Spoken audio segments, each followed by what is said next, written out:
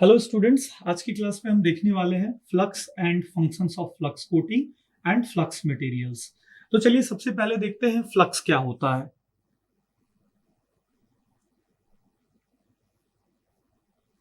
Flux is a combination of carbonate and silicate materials.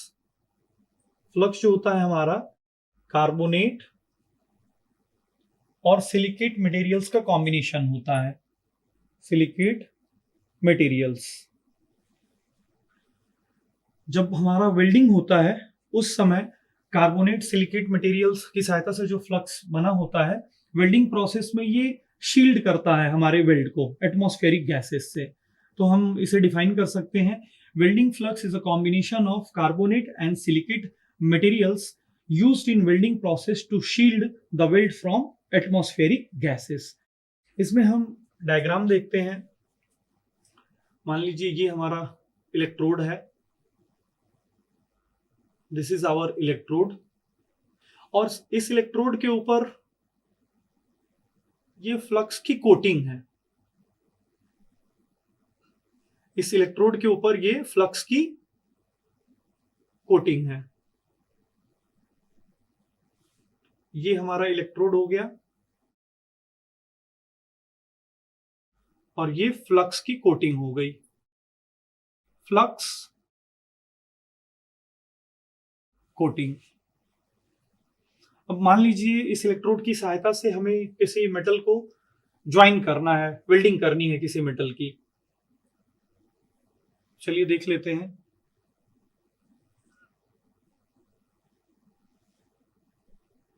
ये मान लीजिए हमारा बेस मेटल है, this is our base metal या बेस प्लेट कहें इसको। और जो डायरेक्शन था हमारे इलेक्ट्रोड के मूवमेंट का वो राइट टू लेफ्ट था, राइट से राइट टू लेफ्ट डायरेक्शन था मूवमेंट का, यानी यहां से ये वेल्डिंग करता हुआ आया है। तो ये लगभग मान लीजिए इतना डेप्थ, ये डेप्थ ऑफ पेनिट्रेशन है इसका, जो वेल्डिंग करता हुआ आया। तो वेल्ड पूल यहां पहले बना, फिर धीरे धीरे सॉलिडिफाई हुआ, फिर ये आगे बढ़ता गया। तो ये हमारा डेप्थ ऑफ पेनिट्रेशन हो गया। This is known as depth of penetration.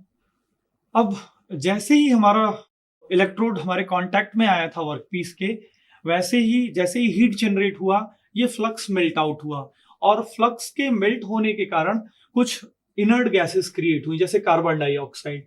और कार्बन डाइऑक्साइड जैसी इनर्ट गैसेस जो प्रोड्यूस हुई, उन्होंने एटमॉस्फेरिक गैसेस को बाहर की तरफ ढकेल दिया। मतलब यहाँ पे एक ऐसी शील्डिंग बना ली कि जो भी एटमॉस्फेरिक गैसेस जैसे हमारा ऑक्सीजन, हाइड्रोजन, नाइट्रोजन, इनको वो आने नहीं दिया। तो ये हमारा वेल्ड पूल हो गया, this is our weld pool. ये मोल्टन मटेरियल है और ये शील्डिंग हो गई हमारी, दिस इज आवर शील्डिंग। ये हमारा शील्ड हो गया। ये किसका शील्ड है? ये इनर्ट गैसेस का शील्ड है। Inert gas, inert gas, inert gas की शील्डिंग हो गई, जिसने ऑक्सीजन को, नाइट्रोजन को, हाइड्रोजन को बाहर की तरफ फेंक दिया। ऑक्सीजन, नाइट्रोजन, हाइड्रोजन, इन सबको बाहर की तरफ फेंक दिया। जिससे कि फिर यहाँ पे इसी फ्लक्स की सहायता से जब ये सॉलिडिफाई हो गया हमारा जो वेल्ड था, तो इसके ऊपर जब फ्लक्स हमारा कुछ इंप्योरिटीज से मिला, जो मेटल में ऑलरेडी कुछ इंप्योरिटीज रहती है, उन इंप्योरिटीज से जब ये मिला तो इसने स्लैग बनाया, और स्लैग लो डेंसिटी होने के कारण वो स्लैग ऊपर आ गया। स्लैग ऊपर आ गया, स्लैग के ऊपर आने के कारण जो सॉलिडिफिकेशन होगा, यानी हीट ट्रांसफर जो होगा, वो धीरे धीरे होगा। यानी यहां पे जो ये वेल्ड हमारा ये प्रिपेयर हुआ है, ये ब्रिटल वेल्ड नहीं होगा। ब्रिटल वेल्ड अगर हो जाएगा, इसका मतलब एक डिफेक्टिव वेल्ड हो गया। तो स्लोली हीट ट्रांसफर के कारण ब्रिटल वेल्ड नहीं होगा। और ये जो टॉप लेयर हम यहाँ पे देख रहे हैं, this top layer is nothing but the slag. और ये स्लैग भी जब हमारा मटेरियल सॉलिडिफाई होता है, जब धीरे धीरे, तो स्लैग भी सेव करता है हमारे पर्टिकुलर वेल्ड को एटमॉस्फेरिक गैसेस से। जब ये मोल्टन कंडीशन में होता है तो जो स्लैग पार्टिकल्स होते हैं या जो स्लैग फॉर्मेशन होता है वो लो डेंसिटी के कारण टॉप सरफेस पे होता है। तो इस प्रकार से स्लैग हमारा जो वेल्ड होता है उसको सेव करता है और ब्रिटल वेल्ड नहीं बनने देता है। अगर फ्लक्स की मैं और बात करूं तो नॉर्मली फ्लक्स का जो काम है वो एटमॉस्फेरिक गैसेस को बाहर की तरफ फेंकना है, आउट गैसिंग करना है। तो इसे हम इस प्रकार से भी डिफाइन कर सकते हैं, when the heat of the weld zone reaches the flux, जैसे ही हीट हमारा जो वेल्ड जोन का हीट है जैसे ही हमारे फ्लक्स तक पहुंचता है, the flux melts and out guessing, flux melt होता है और इनर्ट गैस की सहायता से वो आउट गैसिंग होने लगती है यहाँ पे। तो जो भी गैसेस प्रोड्यूस होते हैं वो एटमॉस्फेरिक गैसेस को बाहर की तरफ फेंकते हैं, जिससे कि हमारा ऑक्सीडेशन से हमारा वेल्ड जो है पर्टिकुलर वेल्ड जॉइंट वो बच जाता है और नाइट्रोजन या अदर गैसेस से उसका रिएक्शन नहीं होता है। अब चलिए बात करते हैं, नॉर्मली तो मैंने बता दिया क्या क्या फंक्शंस होते हैं, लेकिन अगर पॉइंट वाइज बात करें कि फंक्शंस क्या होते हैं फ्लक्स कोटिंग के, कई सारे फंक्शंस होते हैं फ्लक्स कोटिंग के। तो चलिए पॉइंट वाइज हम लोग देख लेते हैं। सबसे पहला होता है to develop gaseous shield and protect the weld pool from atmospheric gases. यानी सबसे पहले ये एक एटमॉस्फेयर, यहाँ पे एक गैस की शील्ड बनाता है जिसकी सहायता से हम एटमॉस्फेरिक गैसेस से वेल्ड पूल को बचा सकते हैं।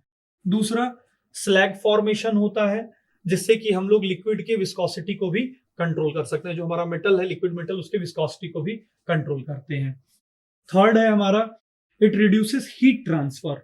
जो स्लैग है इसकी, क्योंकि ये फ्लक्स की कोटिंग से ही बना है, फ्लक्स का जो मटेरियल आया इम्प्योरिटीज से मिलकर के स्लैग बना है, तो ये हीट ट्रांसफर रेट को भी रिड्यूस करता है। It reduces the heat transfer rate, और जिसके कारण यहाँ पे एक लेयर डेवलप हो जाती है जिसके कारण जो सॉलिडिफिकेशन होता है वो धीरे होता है और यहाँ पे हमारा ये ब्रिटल वेल्ड नहीं बनता है। उसके बाद अगर और फंक्शंस की बात करें तो नेक्स्ट फंक्शन है ये डीऑक्सीडाइजर की तरह भी काम करता है, ऑक्सीडेशन होने से बचाता है। उसके बाद एलॉइंग एलिमेंट्स, जैसे हमारे इस फ्लक्स में कुछ एलॉइंग एलिमेंट्स भी मिले होते हैं जिसके कारण जो हमारा वेल्ड होता है उसकी स्ट्रेंथ काफी अच्छी हो जाती है। और फ्लक्स के कारण आर्क भी स्टेबलाइज होती है। जब आर्क क्रिएट होती है शॉर्ट सर्किटिंग के कारण, तो इस फ्लक्स की सहायता से हम उस आर्क को भी स्टेबल कर सकते हैं और उसे हम लोग वर्कपीस पे कंसंट्रेट कर सकते हैं जिससे कि ज्यादा से ज्यादा हीट हमारे वर्कपीस पे पहुंचे। तो these are the functions of flux coating. अब अगर हम बात करें कि फ्लक्स मटेरियल्स हम लोग कौन कौन से यूज कर रहे हैं, तो चलिए देख लेते हैं कुछ फ्लक्स मटेरियल्स।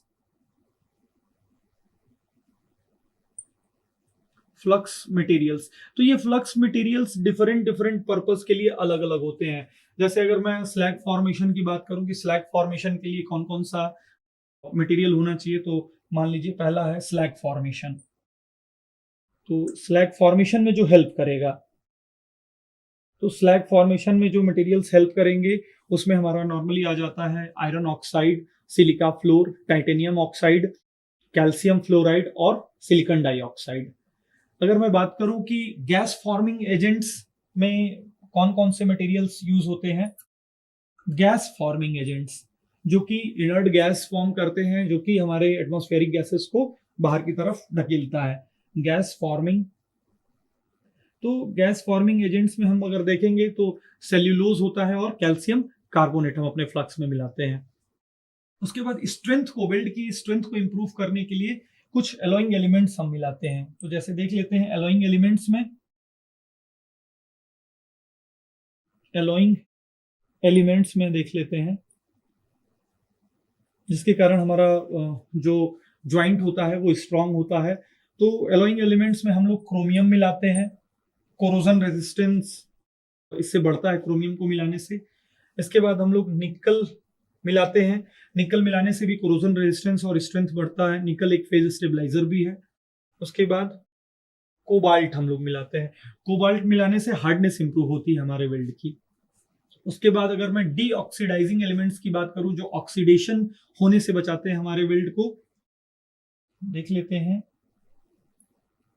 अगर डीऑक्सीडाइजिंग एलिमेंट्स की बात करें तो इसमें ग्रेफाइट, एल्यूमिना, फेरोसिलिकॉन और फेरोमैंगनीज आ जाते हैं। अगर लास्ट एक और फ्लक्स मटेरियल की बात करें तो आर्क स्टेबलाइजर के लिए जो आर्क स्टेबलाइज होती है फ्लक्स के कारण, तो उसमें हम लोग आर्क स्टेबलाइजेशन के लिए कौन सा मटेरियल यूज करते हैं? तो नॉर्मली फिफ्थ है हमारा, फिफ्थ में यहां लिख देता हूं, फॉर आर्क स्टेबलाइजर।